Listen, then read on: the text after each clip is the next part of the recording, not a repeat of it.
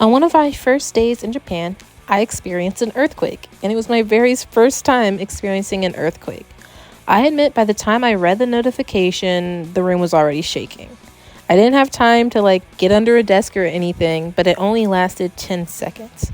Looking back, I saw that it was a 5.4 magnitude earthquake, which was really surprising because I thought it would be more shaking for 5.4.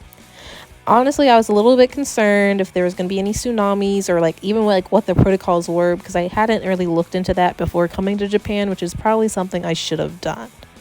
But fittingly, one of the few days after, we went to the Honjo Life Safety Learning Center. One of the activities we participated in was an earthquake simulation.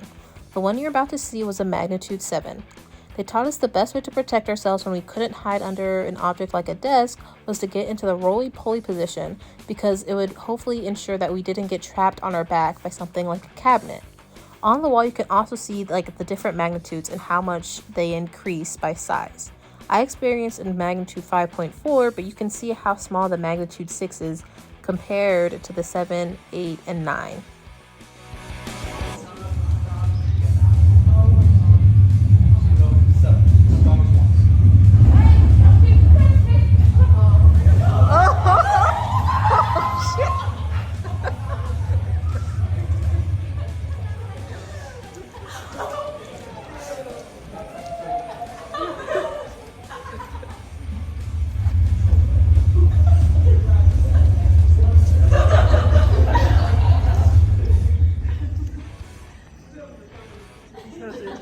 As you could see in the video, the magnitude 7 was very strong, making it a bit difficult to get into the roly-poly position.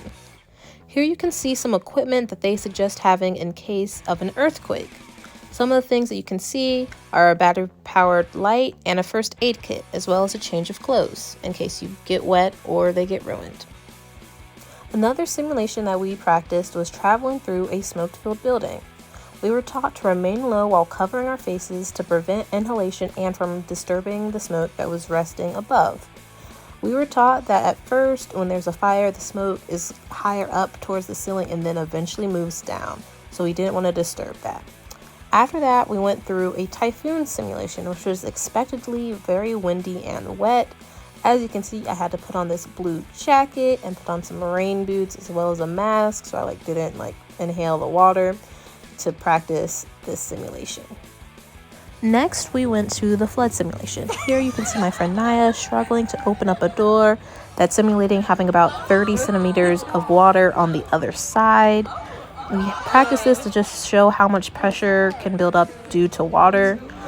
Here I am trying to open a car door that also had 30 centimeters of water, and you can see me about to struggle to push, but I do make it out. This simulation is really helpful because it can show that despite it not being that much water, it can really impact how you're able to open doors and escape places. So it's really important to know how hard it can be if you wait longer to try and escape. Overall, the Honjo Life Safety Learning Center was a really helpful and informative experience that really kind of put my mind at ease, especially after the earthquake notification that we got, as I felt more prepared to kind of handle any more natural disasters that I might face while I was in Japan. After doing the tour, we also went to go look at a water storage facility in Tokyo. Here you can see a replica of kind of how the system works, but essentially when there's a lot of rain and then there's a threat of flooding, the system will open up to catch the water and to take it underground and store it until the threat of flooding has passed, and then slowly release it back into the environment without the risk of flood. By doing this, citizens' lives are saved, but money is also saved as it kind of prevents the destructions of businesses and companies and other buildings and things that would need to be replaced if a flood had occurred. Here you can see a video of how the system works. You can see how once the water hits a certain threshold, that the water gate is open to allow the water to go underground. And then to the left, the lower left-hand side, you can see this gray tube, and that's where the water is being stored. And later on in this video, I'll show you what the tunnel looks like underground.